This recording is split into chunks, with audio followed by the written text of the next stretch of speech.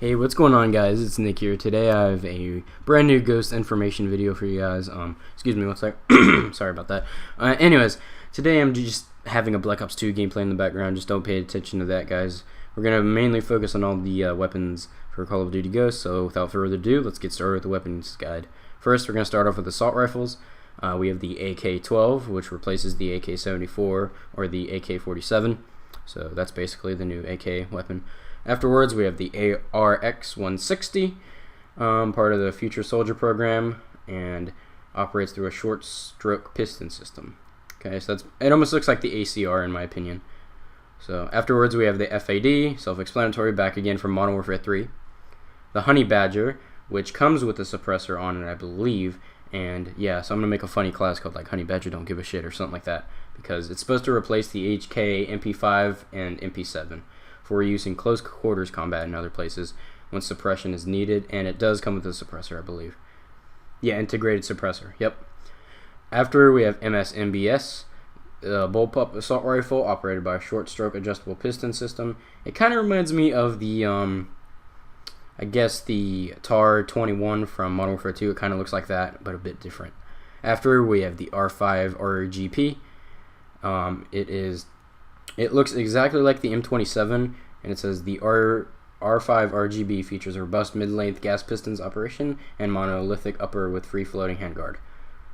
After we have the SA-805, it is a gas-operated modular assault rifle that uses NATO and 7.62 times 39mm cartridges, and it also features quick change barrels. It kind of looks like the SCAR, any of the SCAR weapons, so that's supposed to be what looks like the SCAR, I'm assuming. After we have the SC-2010. This looks like the FN FAL almost, and but it's fully automatic though, so it's a bit different. And yeah, it's a high-power modular weapon system. Uses the NATO cartridge, Picatinny rifle Stenag 2324 system, and has special muzzle brakes to support the cartridge. After that, we are moving on to SMGs. We have the Bison.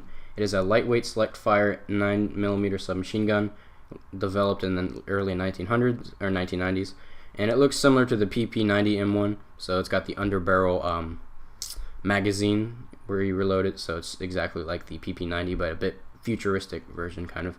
Afterwards, we have the CBJ-MS, which looks exactly like the MSMC, or a cross between the MSMC and the MP7.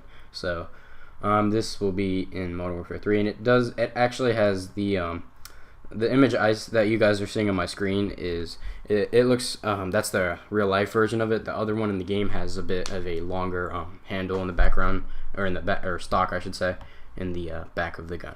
After we have the KS7, or the K7 I mean, and it looks like a cross between an MP5, well, not more like an MP5, and it has a built-in suppressor in it.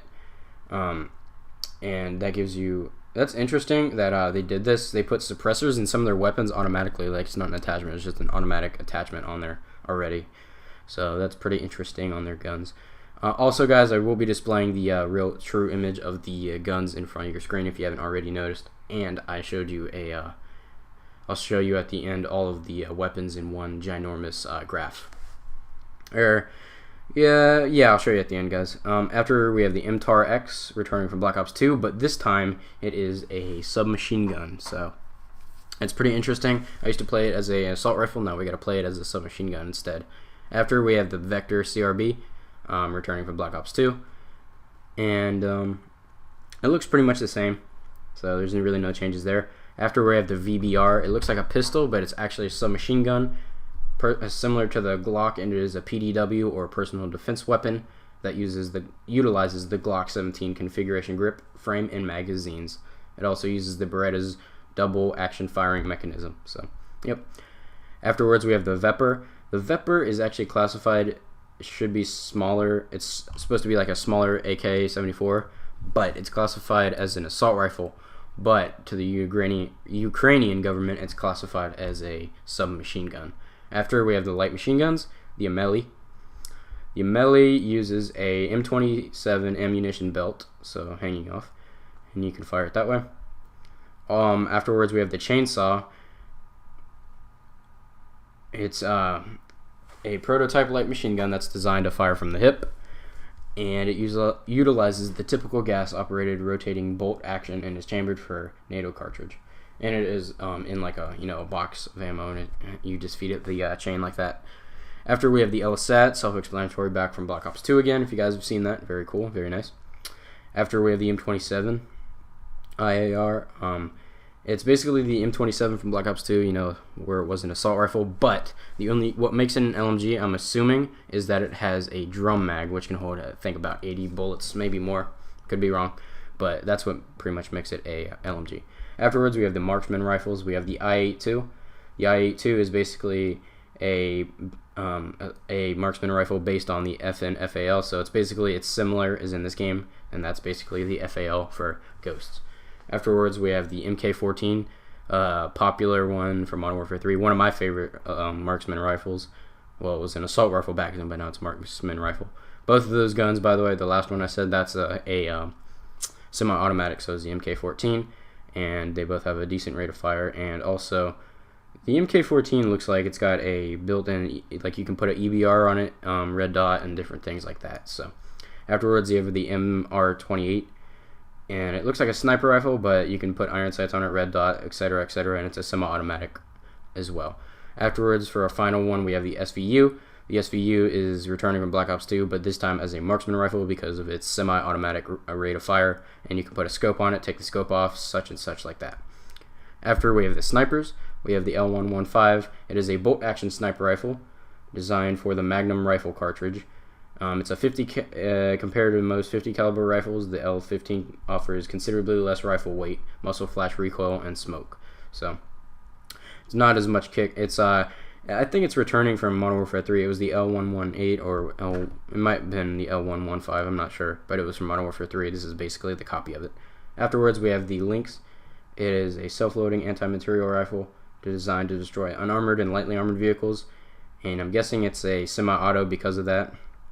So, yep, that's the Lynx sniper rifle. Afterwards, we have the USR, another bolt-action sniper rifle that can be fitted with tactical components such as detachable box, magazine, muzzle brake, adjustable stock, variable zoom, Mars rail, suppressor, and bipod. So you can put a bipod on it. The VKS is our next sniper rifle, magazine-fed bullpup sniper rifle that's chambered for subsonic round.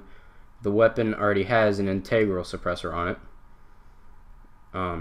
Because it's used for special operations, so it already has a suppressor built in. Next, we have the shotguns, the FP6 12-gauge shotgun. It is a pump action, so it's like you fire and then you what's it called, rechamber a bullet, so it's like boom, that sound is basically the rechambering of the next round. That is like the Remington, but a bit different.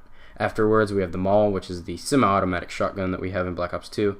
It can be used as a standalone or as an underslug model of a combat rifle.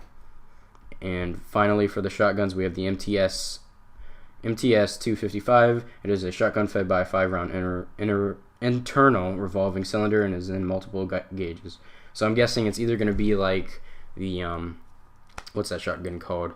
The M1216, where it goes do do do do do, and then it's like 1 2 3 4.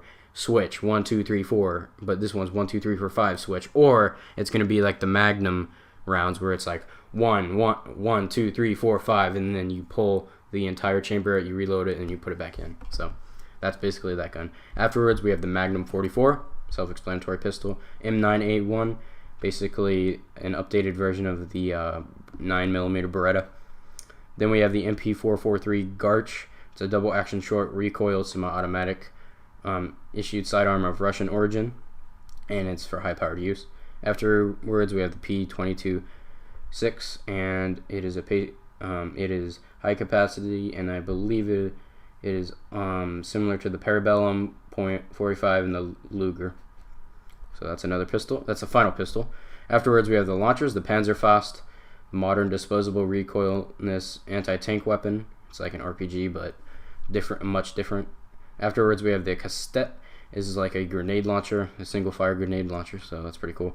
And then finally, the MK32, a copy of the War Machine from Black Ops 2, and yeah, pretty self-explanatory there. And now you can use it as a sidearm. And then finally we have the right shield. And that should do it for the weapon guide, guys. And then here's a picture of all the weapons if you guys missed it. Okay, just pause the video right now. I'm not going to bother like keeping it on the screen. Just pause the video right now if you guys want to see all the weapons on the entire screen. But anyways, guys, if you did enjoy this weapons guide, please leave a like and subscribe. And be sure to hit that like button. And also check out the community channel. I will be having this video on whoa, voice crack. Please check out the community channel that I will be having this video on. The link will be in the description, guys. So please feel free to check that out as well. And I apologize for the voice crack. Anyways, guys, I will see you in my next video, and peace.